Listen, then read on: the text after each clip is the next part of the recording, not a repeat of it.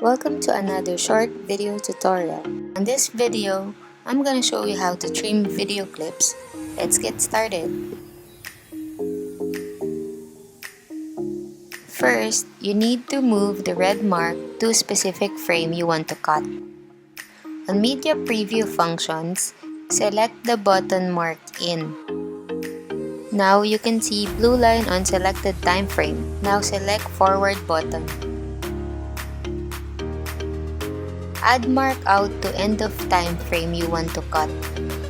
Now you can see in and out mark in your time frame. Select delete mark to close the gap. You can see now that the first video clip shortened. Let's do another trimming. Add mark in, move forward the red line towards the end of the clip, and then mark out. Now delete the gap. If you're satisfied with the trimming, go hit play.